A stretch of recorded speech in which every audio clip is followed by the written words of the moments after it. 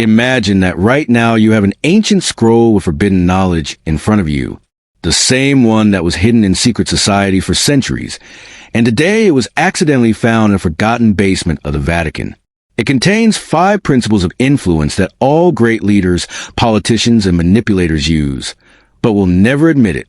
Plato called it the art of controlling souls, and Robert Greene simply translated it into modern language in his bestseller, The 48 Laws of Power.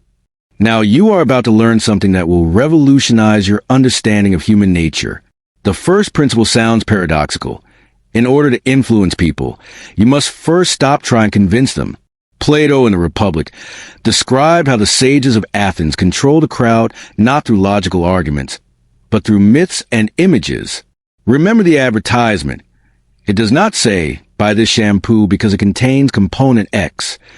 No, it shows you a girl with luxurious hair, spinning in slow motion to romantic music. Your subconscious has already made a choice, and logic will only come up with an excuse. One manager I know used this technique when his team refused a profitable project. Instead of numbers and graphs, he told a story about how their product saved the life of a child in another country. A week later, everyone was working overtime. Now imagine a street where 2 street vendors sell identical fruits.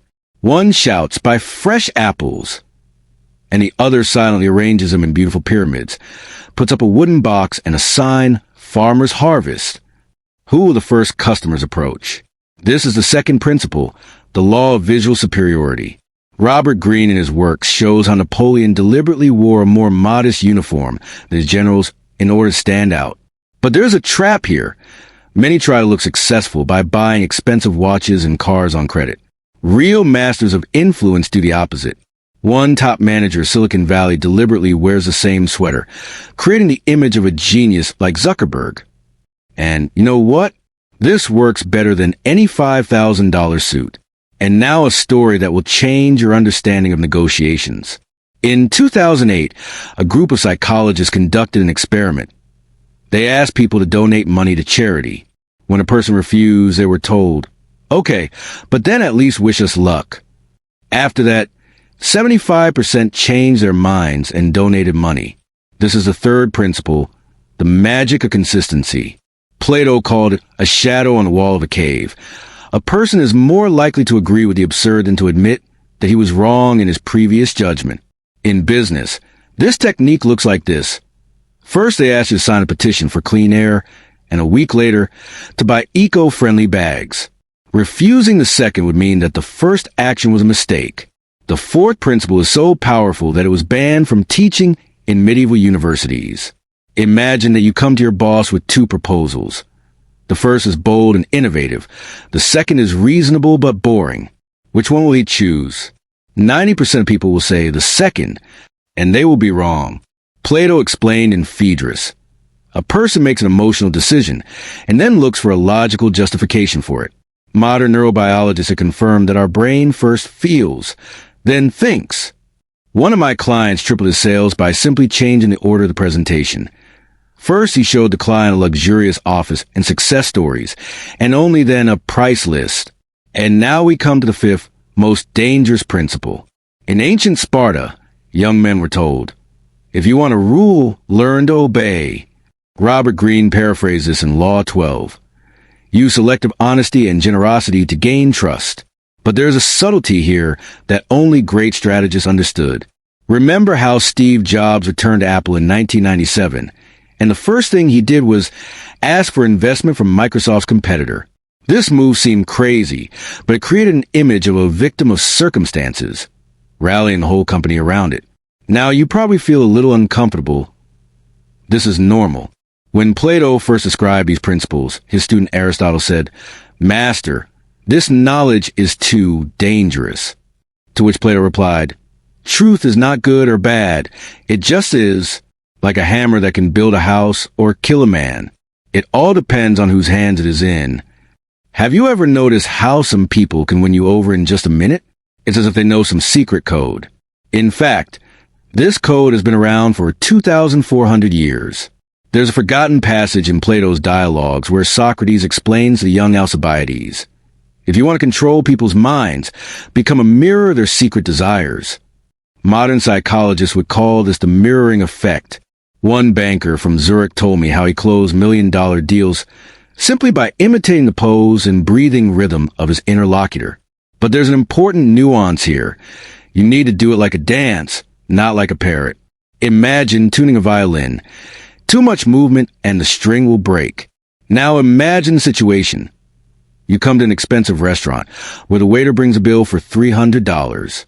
At that moment, he accidentally mentions that the chef personally selected the truffles for this dish. The amount seems justified. This is the sixth principle at work, the alchemy of value. In the 15th century BC, Greek orators used the anchor method. Before an important speech, they threw a slave into a crowd who shouted obviously absurd proposals. After that, even the speaker's radical ideas seemed reasonable. Today, you can see this technique in every store.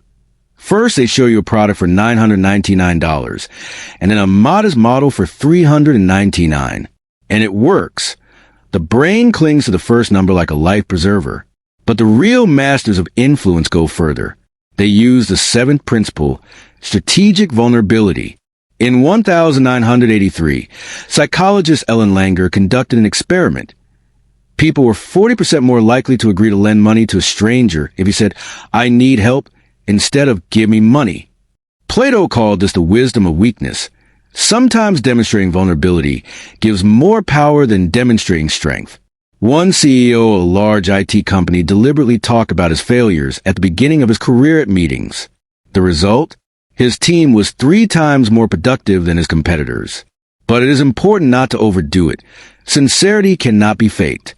As Robert Greene said, the best mask is no mask.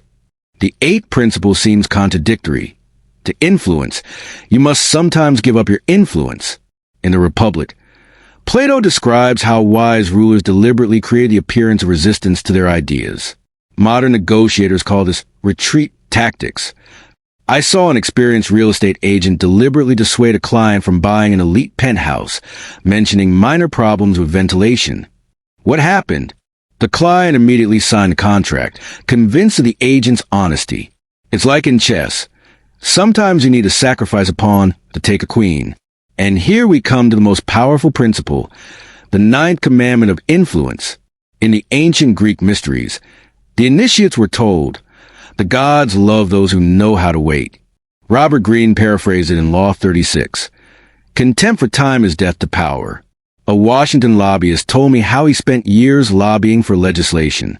He knew every secretary, every assistant, remembered their children's birthdays. When the moment came, the doors open on their own. It's like growing a bonsai tree. You can't rush it, but you can create ideal conditions every day. By now, your subconscious has already learned these principles, even if your conscious mind still resists. Remember the story about the old man who got the kids to stop playing on his lawn? At first, he scolded them. They played with double the enthusiasm. Then the old man started paying them $1 a game. When he accidentally reduced the fee to 50 cents, the kids left in a rage and never came back. This is a principle that Plato would call the R of reverse action, and modern marketers call the carrot and stick method in reverse. In the end, one question remains. How often can you use these principles? The answer will surprise you. The ancient sages knew that the real power of influence is revealed when you use it in order not to use it. As Robert Greene would say, the highest power is the ability not to use power. A friend of mine, the head of a large corporation, never raises his voice. He simply places his father's old watch on the table, and silence reigns in the office. This is the pinnacle of mastery, when symbols work for you. Now you see the world a little differently. This knowledge is like a treasure map that can be used to build bridges or set houses on fire. The choice, as always, is yours. But remember the words of Plato. The shadow of power is longer than the power itself. Once launched, influence continues to work even when you've forgotten about it. Like a stone thrown into the smooth surface of an ancient lake. You've probably seen how waiters in expensive restaurants first serve a free aperitif in beautiful glasses. This is not just a polite gesture. This is the 10th principle of influence, which Plato called honey for the soul. In his dialogues, there is a story about how the Athenian strategist Themistocles convinced the townspeople to build a fleet, promising not protection from enemies, but the opportunity to trade with distant countries. Modern neurobiologists have confirmed the brain reacts to the prospect of profit 3 times stronger than to the threat of loss. One of my clients, the owner of a chain of fitness clubs, increased membership sales by 70% by simply replacing the slogan, "Avoid disease, we get the body of your dreams by summer." But here's what's really interesting. In 2015, psychologists from Stanford discovered a curious effect. People are 40% more willing to fulfill requests if they are first given a warm drink to hold. This is the 11th principle, the physical alchemy of influence. In ancient Greek temples, priests always began rituals by handing out warm wine with honey. Today, this technique is used by everyone from realtors, offering tea before showing an apartment, to dentists, warming hands before shaking hands. One Apple top manager admitted to me that before important negotiations, he specifically turns on the fireplace in the meeting room, even in the summer. Now imagine a street where 2 stalls sell the same ice cream. One has a line, the other does not. Which one do you approach? This is the 12th principle, social echo. Plato described it in Laws as the wisdom of the crowd. But there's a dangerous pitfall here. In 2008, Sony conducted an experiment. They launched fake queues at stores before the release of PlayStation 3. The result? The first weeks, excitement, then a wave of indignation. Real masters of influence act more subtly. One restaurant in Milan simply placed a table with wine and cheese at the entrance. People themselves stopped, creating the appearance of demand. And now pay attention. The 13th principle is so powerful that in the Middle Ages, you could be burned at the stake for using it. In the Vatican archives, there is a 15th century treatise in which Cardinal Giovanni de' Medici advises, if you want to persuade, make the person come up with your own idea. Modern negotiators call this the authorship effect. Psychologists from Harvard have proven that if during a conversation you lead your interlocutor to an idea that he considers his own, the likelihood of agreement increases 7 times. One of my friends, the bestseller of luxury real estate in Dubai, never says this villa is perfect for you. Instead, he asks, what 3 things would you change in this house? And when the client starts improving, the deal is already a foregone conclusion. The 14th principle sounds like a paradox. In order to influence, you sometimes need to lose control. In ancient Greek theaters, there were special places for mistakes, where an actor could stumble, causing the sympathy of the audience. Today, this technique is used by all successful speakers. Watch Elon Musk's speeches. He deliberately stumbles, loses a thread, drinks water. This is not uncertainty. This is the highest level of attention management. One Oxford professor told me how during exams he deliberately pretended to look for an answer to a student's question in his papers. The result?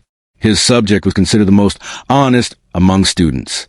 And finally, the 15th principle is the very same philosopher's stone of influence. In Plato's Secret Notes, there's a phrase, true power begins where words end. In 2022, MIT neurobiologists made a discovery.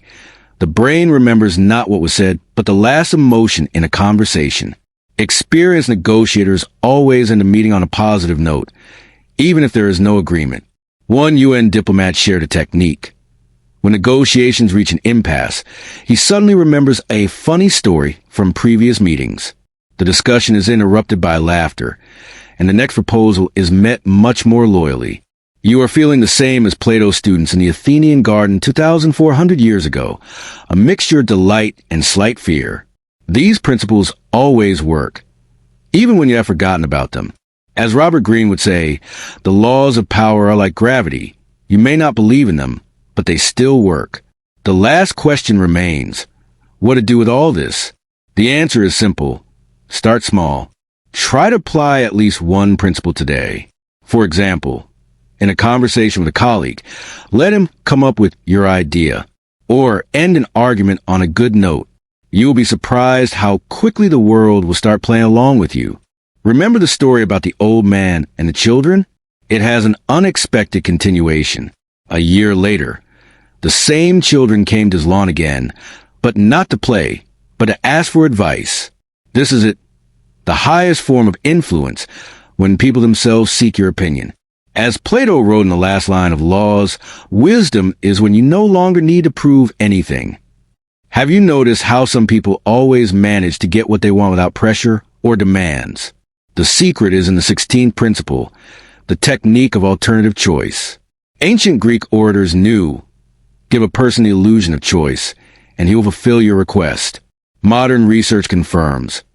The wording, would you like to discuss this over a cup of coffee, or would you prefer green tea, increases the agreement to meet by 65%. One successful insurance agent shared a secret. He never asks, would you like to take out a policy, but offers to choose between comprehensive protection and basic package. The result is that 9 out of 10 clients buy at least a minimum insurance. But real masters of influence go further. The 17th principle is the rule of 3 yes.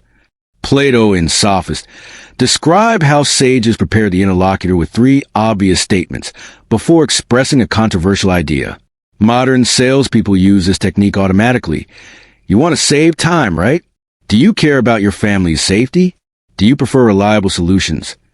After 3 nods, a person is psychologically ready to agree further. Psychologists from Yale conducted an experiment.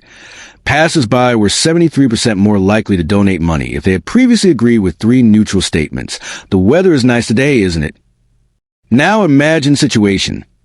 You come to a car dealership with a manager, instead of standard presentation, says, I can't recommend this model to those who value peace and quiet. It's too dynamic. This is the 18th principle, forbidden fruit. In the ancient Greek mysteries, initiates were initially denied knowledge, igniting curiosity. One owner of an elite club in Miami deliberately created artificial barriers. Sorry, but we have strict face control. The result is that a line of people wanting to get inside has become the calling card of the establishment. The 19th principle seems illogical, the law of reverse force. The less you push, the more influence you have. In his dialogues, Plato describes how Socrates won arguments by constantly agreeing with his opponent. You're absolutely right, but I wonder what would happen if modern negotiators use a concession technique.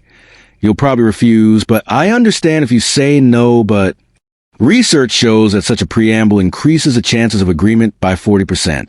One Google top manager deliberately uses the phrase, I may be wrong, but in negotiations, this instantly reduces the defensive reaction of the interlocutor. The 20th principle, the shadow effect, is the most mysterious of all. In ancient Greek theaters, there was a practice. Before an important scene, an actor deliberately stood in the shadow, forcing the audience to peer. Modern marketers apply this principle through understatement. Louis Vuitton advertising never shows bags close up, only briefly, in the hand of a confidently walking woman. Your brain fills in the blanks, creating a special attraction. One successful best-selling author deliberately leave the endings of his books a little unfinished. This way readers themselves finish writing the story, becoming emotionally attached. Practical application. First, in business correspondence, use alternative choice technique. Instead of when is it convenient for you to meet, ask, do you prefer morning or afternoon meetings? Second, when discussing projects, use the rule of 3 yes. Start with obvious statements that everyone will agree with before moving on to the controversial point. Third, in presentations, leave a shadow effect. Do not reveal all the details at once, creating intrigue, important nuance. These principles only work when you sincerely believe in what you are proposing. As Plato said, the most convincing lie is the one that the teller himself believes. One famous TED speaker admitted that before his speech, he consciously looks for what really inspires him in his idea. Then the audience is infected with his enthusiasm automatically. These 20 principles are like notes of a great symphony of influence. Separately, they sound good, but the real magic begins when you learn to combine them. Remember the story of Socrates, who could make any Athenian admit he was wrong by asking just 3 questions. Now you know his secret. But the main thing is, as Robert Greene wrote in 48 Laws of Power, true mastery is when people don't notice that they're being controlled. Imagine that a year after studying these principles, you accidentally hear someone say, It's so nice to talk to him. He always understands what I want to say. This will be the highest assessment of your mastery of influence. When people feel comfortable, even falling under your hidden leadership. As the ancient Greeks said, the gods give power to those who know how not to use it. Deep mechanisms of influence. How to become an architect of human decisions. Imagine that you are holding an ancient key to the doors of the subconscious. This key is the 21st principle of influence, which Plato called the art of asking the right questions. Modern neuroscientists have discovered an amazing fact. When a person formulates an answer to a question, his brain is 40% more likely to consider this information true. One successful political consultant shared a technique. Instead of statements, this law will improve your life. He uses questions, how do you think will change in your area after the adoption of this law? People themselves come up with arguments in its favor. But here's what's really impressive.